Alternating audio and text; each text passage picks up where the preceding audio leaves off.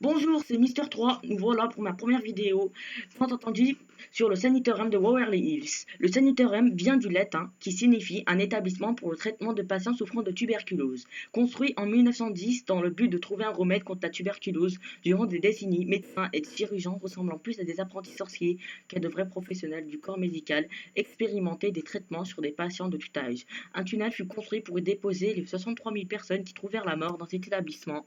Des membres du personnel se suicidèrent, des patients y perdirent la raison.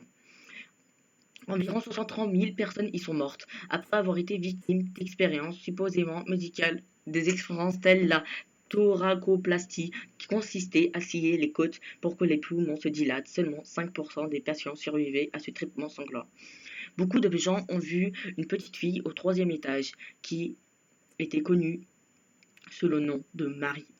Certains disent qu'elle jouait avec une balle, d'autres ont seulement entendu la balle rebondir sur le plancher ou dégringolant sur l'escalier. Ce rebondissement de balle fut aussi attribué à un petit garçon. Un homme dit qu'il a déjà rencontré une petite fille qui n'avait pas l'air normale. Elle disait qu'elle n'avait pas d'yeux. Un guard a vu une tête flotter dans une des salles terres la nuit. Des gens ont également rapporté avoir vu des lumières dans le bâtiment la nuit, bien qu'il n'y ait plus d'électricité depuis plusieurs années. Les plus célèbres encore concernant le sanatorium de Waverly Hills est celle de la salle située 562. Au 5e étage de l'établissement, il y avait beaucoup de variations, mais la légende raconte la tragédie de 2 infirmières qui se seraient suicidées. La salle 502 a attiré bon nombre de curieux et de chercheurs.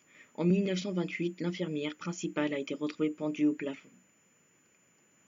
En 1932, une autre infirmière qui était en charge de la salle 502 a sauté par la fenêtre et fut retrouvée morte. Rien n'explique pourquoi elle a fait ça, ni aucune preuve n'a été faite pour savoir si quelqu'un l'avait sauté ou quelqu'un l'avait poussé. Merci d'avoir regardé cette vidéo, abonne-toi, sinon Marie sera dans ta chambre ce soir.